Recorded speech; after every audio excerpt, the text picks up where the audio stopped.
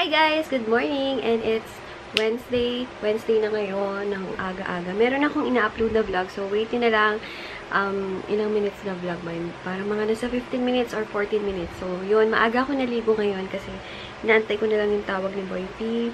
Pa-out na siya ng work. So, maaga na ako naligo. Maaga na ako nag-ayos para pagkatapos namin mag-usap or pag matutulog na siya, alis na lang ako.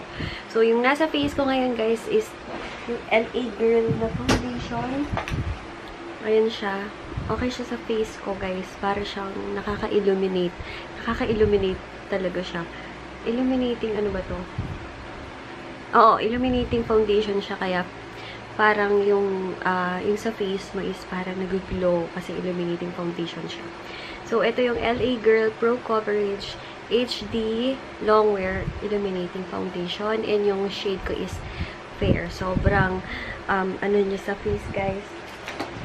Pag in-apply niyo siya, may lagkit factor siya pag hinipo niyo yung face niyo. Pero, ayan yung ano niya, ayan yung finish niya. Talagang may ganap na makintab or hindi naman makintab. Parang basta glow. Glow yung word na naiisip ko sa kanya. Banda dito, makikita niyo nag-glow yung face ko. And then, yung nasa lips ko is KJM lip tint lang in the shade Girl Talk. So, yun. Wait ko lang si Boy P. Pa-out na nito. Ano na bang oras? Okay, mag-8:30 na. So, malapit na yung tumawag. Hi! Grabe, oily ko na. Hindi pa ako nakakalis ng bahay. Oily na ako sa foundation na illuminating. Ambisyosa ba, guys? Nag-illuminating foundation ako. Alam kong oily. Super oily ko. Kaloka. Grabe, oh! Pawis na din yan and oil. And then, magre-retouch na ako sa gano'n. Hindi ko alam saan kayo ipabato. And to the rescue, itong CoverGirl Ready Reset Gorgeous. Konti na nga lang yung ano ko nito. Konti na lang siya. Nahit ko na yung pan niya and malapit na talaga siyang maubos. Kaya pag napapunta ako ng merong CoverGirl na brand or ano, CoverGirl na parang boutique is bibili talaga ako nito kasi okay siya. First impression ko dito, ayaw ko, kung natatandaan nyo, ayaw ko siya nung una. Kasi parang sabi ko, walang coverage, ganyan-ganyan. So, yun.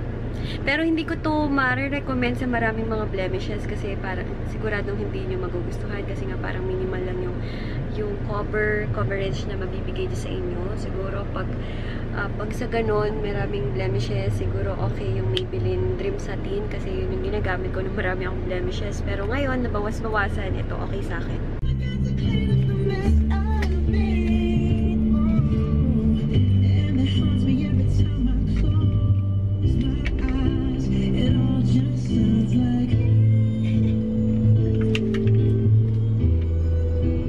Retouch lang. Hindi pa open yung mall. So, wait ko lang siya. Guys, so nga pala, nahihilig na naman ako sa mga lip tints. Napansin nyo, lagi na ako naka-lip tint ngayon. Dati naka-lipstick ako. Nagbalik na naman ako sa aking obsession sa lip tint. So, yung gamit ko yung Girl Talk. Pink lang siya. And, nga pala, punta ako ng BPI sa may bandang Imus yun. Magbabayad ako ng BIR ng papa ko. And then, bayad ng bills. Sana magka-time ako magbalot ngayon kasi hindi pa ako nakakapagbalot eh. Medyo busy. Hintay ko lang. Ayun, open na yung mall. So, labas na ako. Guys, ha? Punta muna ako ng mall. Saglit lang. Saglit. Oo nga pala, happy 9,000 plus subscribers na tayo, guys. Hindi ko akalain. Wow, tumaas yung energy. Hindi ko akalain, guys, na magkaka-subscribe or tataas pa yung subscribers ko kasi feeling ko nga nung hindi ako regular mag-upload ng videos, bababa siya kasi hindi nga ako nag-upload. Buti na lang, thank you pa rin sa mga nagsusubscribe kahit hindi po ako regular na nag-upload ng videos. Maraming salamat. Yun guys, meron akong new favorite dito ngayon, almond milk. Guys, tapos na ako sa mall and pupunta na ako naman ng may Imus kasi magbabayad na ako ng BIR. And then, ayan, may new favorite ako sa Dakasi, guys. Try nyo yung almond milk tea. Then, add on kayo ng, ano ba yan? Chocolate pudding. kadalasan daw na nag-order doon, hindi nagugustuhan. Ako lang daw yung nakagusto. Pero masarap pa. In fairness, nasarapan ako. Parang naumay na ako sa in-order ko before. Pero ngayon, bago naman. Parang hindi ko oily ako na hindi maintindihan. Tell me where do I start? 'Cause it's breaking my heart. Don't wanna let her go. And guys, nasa may district na ako. Mamaya baka pumunta ako dyan. Dyan na siguro ako magla-lunch. And hindi ko na ito makalimutan kanina. Pero malapit na ako. Sana wag ng traffic. Hi guys, nandito ako sa may KFC. Malapit lang dun sa pinuntahan ko. Hindi na ako pupunta ng sa itim ng nagloloko na naman yung cam ko. Pasensya na. Malapit to dun sa pinuntahan ko na BPI. Hindi na ako pupunta ng district para diretso na ako. So, nag-order lang ako and ako lang ba yun ang hihingi ng extra plate para sa gravy. So, that's it. And guys, nakapag-shopwise ako ng ilang mga groceries. And ayun, nakabili ako ng wait lang. Ulit ako sa inyo. Ito itong Human Nature. Parang nangihilig ako sa mga mga products ng Human Nature. Pasensya na kayo sa itim ha. Hayaan nyo na lang yun. And ito yung conditioner nila.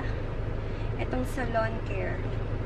Parang nasa 200 to, and then may malaki, nasa 500 pesos yun. Balitaan ko kayo kung okay siya. Kasi sabi dito, for chemically treated hair. So, sana okay. And, basta, balitaan ko kayo sa mga vlogs ko kung okay siya.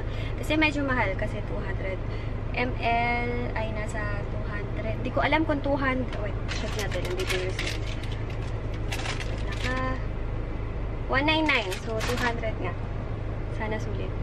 Kung okay siya, bibiling ko yung malaki sa susunod. And then, bumili lang ako ng clam or chak-chak ba tawag? Chuk-chuk? Basta, yun. And then, alam nyo na, it's the time of the month. And then, yung mga candles para sa Korean. So, pauwi na ako. Miss ko na si Coco para makapagbalot na din and laro kami ni Coco. Grabe. Pangit kasi talaga ng may black. No, guys. Nakakairita. Kung alis na ako, pauwi na ako. Guys, grabe. Hindi ko na gagamitin pala pag mainit yung foundation na yun. Sobrang oily ko ngayon. Hindi naman ako dating ganito ka-oily. Nang ginagamit ko yung Nichido na BB cream. Ako hindi. Pasaway. Nakakailang ganito na ako. Guys, 84% pa lang yung vlog ko. So, sana umabot tonight. Sana talaga. Guys, itatry ko tong binili ko kahapon sa Shopwise, yung Human Nature Salon Care na conditioner. So, sana okay to. And 199 pesos.